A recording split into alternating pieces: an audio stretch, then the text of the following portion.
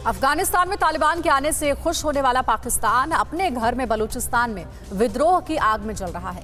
पाकिस्तान में शरण लेने वाला अफगानी आर्मी के कर्नल को किसने किया अगवा? मानवाधिकारों के दमन को लेकर घेरा चीन ने खुद को पाक साफ बताने के लिए कौन सी चाल चली है? और ताइवान में फिर घुसे चीन के 24 वॉरप्लेन। आतंकी और दगाबाज मुल्कों की साजिशों के लिए देखिए टॉप 9 चीन पाक साजिश। पाकिस्तान के बलूचिस्तान में पाकिस्तानी आर्मी और बलूच लड़ाकों के बीच जंग जारी है। कल बलूचिस्तान के लड़ाकों ने पाक आर्मी के काफिले पर रॉकेट लॉन्चर से हमला किया। इस हमले में पाकिस्तानी आर्मी के कई जवान मारे गए हैं। आईईडी लगाकर पाक आर्मी के वाहन को भी उड़ा दिया गया। पाकिस्तानी आर्मी के अत्याचार के खिलाफ यहाँ अब आर पार की लड़ाई शुरू हो चुकी है। अफगानिस्तान में तालिबान राज आने के बाद से जान बचाने के लिए देश छोड़ पाकिस्तान में शरण लेने वाले अफगान आर्मी के कर्नल बशीर होटक को कल अगवा कर लिया गया है। कर्नल होटक अपने रिश्तेदार के घर रह रहे थे। रिश्तेदारों ने बताया है कि कुछ अज्ञात हथियारबंद लोग अगवा करके उन्हें अपने साथ ले गए। अगवा करने के पीछे आईएसआई का हाथ बताया जा रहा है। चीनी टेलीकॉम कंपनी हुआवे की सीएफओ मेंग वांझाओ को लेकर अमेरिका और चीन के बीच बनी सहमति के बाद मेंग को कनाडा की गिरफ्त से रिहा कर दिया गया है। मेंग कल कनाडा से बीजिंग एयरपोर्ट पहुंची। हुआवे की संस्थापक की बेटी मेंग को साल 2018 में अमेरिका के कहने पर कनाडा में नजरबंद किया गया था। अमेरिका ने धोखाधड़ी के केस में मेंग को नजरबंद करवाया था।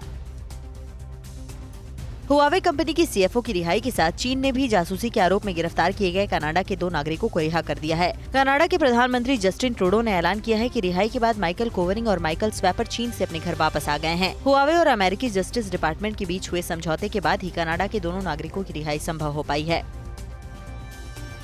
हिंद प्रशांत महासागर क्षेत्र को लेकर अमेरिका, ब्रिटेन, ऑस्ट्रेलिया के ऑक्स गठबंधन को लेकर चीन तिलमिलाया हुआ है। खुद को घिरता देख चीन ने ऑस्ट्रेलिया पर परमाणु हमले की धमकी दी है। यूएन में चीन के पूर्व राजदूत शान जुकांग ने कहा है कि परमाणु हथियार की नो फर्स्ट यूज पॉलिसी को चीन अब खत्म करे।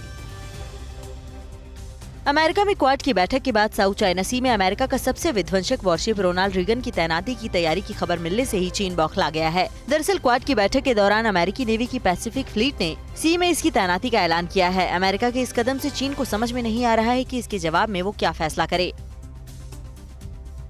यूएसएस रोनाल्ड रीगन एक मल्टी मिशन एयरक्राफ्ट कैरियर है। परमाणु क्षमता से लैस इस युद्धपोत की रफ्तार 30 नॉट यानी 56 किलोमीटर प्रति घंटे की है। ये सुपर कैरियर 1000 टन से ज्यादा बारूद और 60 से ज्यादा लड़ाकू विमान साथ लेकर चलता है। इस युद्धपोत पर 5000 से ज्यादा नेवी के कमांडो मौजूद रहते हैं। साउथ चाइना सी में तैनाती की खबर यूएस पैसिफिक फ्लीट की ओर से ट्वीट करके दी गई है।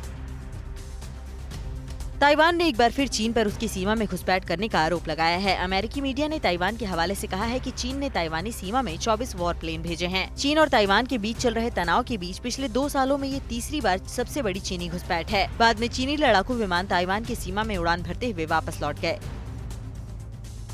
संयुक्त राष्ट्र के मानवाधिकार काउंसिलिंग की 48वें सत्र के दौरान चीन ने अपने यहाँ मानवाधिकारों के दमन के सच को झुठलाने के लिए बड़ा प्रोपेगेंडा अभियान चलाया है। चीन ने अपने समर्थन में पाकिस्तान समेत 65 देशों से यूएनएचआरसी में संयुक्त बयान दिलवाकर मानवाधिकारों के दमन के आरोपों को गलत साबित करने की कोशिश की। संयुक्त बयान में कहा गया है कि ये चीन के अंदरूनी मामलों में दखल है।